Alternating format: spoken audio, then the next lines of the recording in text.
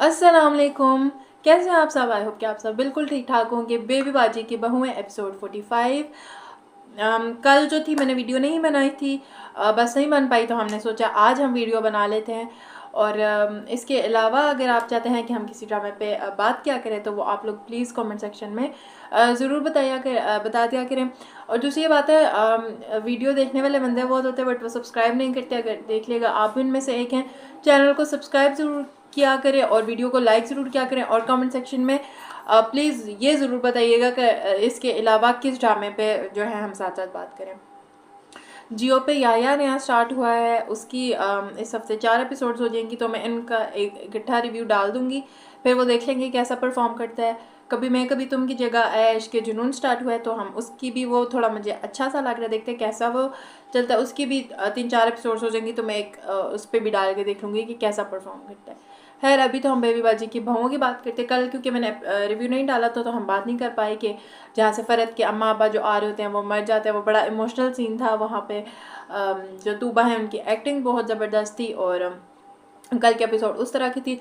Honestly कल मैंने episode तो देखी नहीं, बस मैंने थोड़ा बहुत जो झलकियों वगैरह में देखे, बट समझ आ गया था कि क्या हुआ है। और उसके अलावा जो समन के अब्बा हैं उनके अब बड़े इमोशनल डायलॉग्स चाह रहे हैं कि बेटी का ख्याल रखना। वो अब अपनी जो प्रॉपर्टी है वो भी अपनी वाइफ और जो बेटी है उसमें डिवाइड करने वाले हैं, उनके हिस्से उनको देने वाले हैं।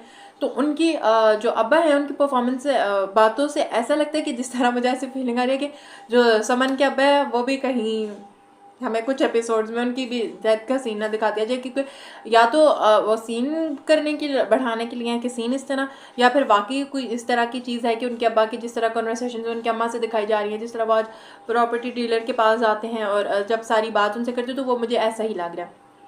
दूसरी तरफ समन है, समन अपना पेपर वगैरह दे आई है, उसका पेपर जो है अच्छा हो गया। और जो अब इनकी भाइयों की आपस में ये नसीर और ये लोग दुकान पर होता है, दुकान पे जो होता है शूज़ लेने के लिए आता है एक बंदा, वासिफ जो है अपना काम पैक करवा रहा है और नसीर उसे अपना बुलाया जा रहा है कि तो जो इनका हेल्पर है आके तो हेल्पर को बेचारे को कभी एक कह रहे नहीं तुम मेरी बात सुनो, दूसरा कह रहे मेरा काम करो। तो बीच में ना नसीर बट तुम खुद उठ के शूज़ दिखा दो, नहीं दिखाए। तो वासिफ ने वो हेल्पर पे जो है आ गया कि तुम क्यों नहीं कह रहे, मेरी बात नहीं सुने। तो भाई हेल्पर की क्या मसली है, तुम दोनों भाइयों, कल को एक कहेगा मेरी बात नहीं सुनी, दूसरा कहेगा मेरी बात नहीं सुनी, तो वो उस पर आ रहा है। फिर जब जमाल को नसीब बताते कि भाई वासिफ का तो काम में दिल ही नहीं लग रहा, वो ये कह रहा है ये कह रहा है, क्योंकि रामीन के साथ ऑनलाइन उसमें चला हुआ है। तो ये जो है इस तरह की सिचुएशन चल रही है। और दूसरी तरफ बच्चों के स्कूल में पेरेंट टीचर मीटिंग होती है, जिसमें आशी अपनी अम्मा को कहती है कि आपने मेरे आना, तो कहती है भाई मैं आऊँगी, तो मुझे बुटीक जाना, तो कहती है आपके पास इतना टाइम नहीं, आप अपनी बेटी की प्रोग्रेस चेक कर पाए। वहाँ से मुझे इतना मतलब हुआ कि ठीक है आशी की जो अम्मा और नानी है उनको पैसे के लिए दिखाया हुआ है, ठीक है वो पैसे के पीछे बहुत पागल है वो सब, लेकिन कम से कम यार उसमें इतना तो दिखाते हैं कि वो अपनी बेटी के लिए साथ तो सिंसियर है, बेटी के तो उसको ख्याल का पैसा वो करके क्या करेगी, कम से कम ये नेचुरल एक चीज़ थी वो तो ऐड करते कि उन्हें उससे अपनी बेटी की फिक्र है। ये क्या बात, मतलब ऐसे जब से इस घर में आए ना मुझे ऐसे लगता है कि आशी एक अलग कैरेक्टर है और अम्मा नानी के अलग कैरेक्टर। जब तक आए नहीं तो मतलब एक तीनों का फिर भी नजर आता था कि आशी, अब आशी का एक बिल्कुल चेंज लाया और अम्मा और नानी को बिल्कुल उसकी कोई फिक्र ही नहीं है। वो नहीं जाती उसकी पेरेंट टीचर मीटिंग पे, जहाँ अजरा बाहर खड़ी होकर सुन रही होती है, फिर अजरा जो होती है पेरेंट टीचर मीटिंग पे चली जाती है। फिर आशिकी भी जाती है जहाँ पे उसके बताती है हाँ हाँ इसकी अम्मा तो वर्किंग वुमन है। और जब घर आती है तो घर आके बताती है कि भाई उन्होंने क्या, कोई जो सिंगल मदर्स हैं उनके लिए बच्चों की फ़ीस में कंसेशन है, रियायत वगैरह दी जाएगी। जिस पर उसे कहते हैं तुम अपना तलाकनामा लगा देना। अब तलाक तो हुई नहीं है आई थिंक, तो वो पेपर्स पे सायरा कहती नहीं नहीं मैं नहीं चाहती मेरे कोई ज़ाती मामलात में बोले, पता नहीं गुम क्या होगा। जिस पे फरीद उसे कहते हैं भाई हम फैमिली हैं, तो क्या वहाँ से आई थिंक अब सबको ही एक रिएक्शन उसका देखे फुप्पो लोगों का। मुझे लगता है कुछ ना कुछ अकल इतनी तो सभी रखते हैं कि उन्हें थोड़ा बहुत जहन में आ जाना चाहिए कि क्या चीज़ चाह रही है और क्या नहीं चाह रहा। जिस तरह का फुप्पो और सायरा का एकदम रिएक्शन हो गया था, वो मुझे लगता है हर किसी को ही थोड़ा अकल से काम लेना चाहिए।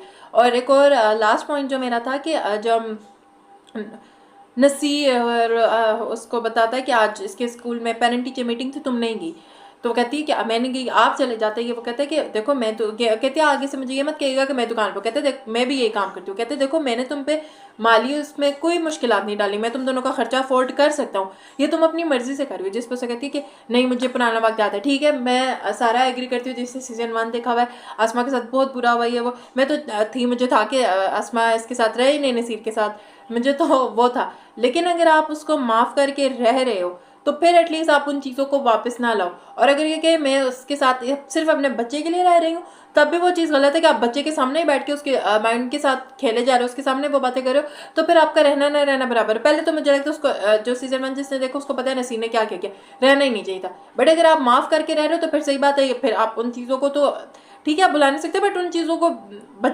थोड़ा इग्नोर करोगे तो आगे ज़िंदगी गुजरेगी ना। और बच्चे के सामने ही आप कर रहे हो, और फिर आप ये भी एक्सक्यूज़ नहीं कर दे सकते कि मैं बच्चे के लिए कर रहा था, क्योंकि आप उसके सामने ही सारी चीज़ें खोल खिला के रख रहे हो। तो बस मेरे यही पॉइंट्स थे। अगर आप लोगों का कोई पॉइंट है इससे रिलेटेड तो कमेंट सेक्शन में ज़रूर बताइएगा। वीडियो को लाइक शेयर और सब्सक्राइब ज़रूर किया करें, और दुआ में याद रखिएगा। अल्लाह हाफ़िज़।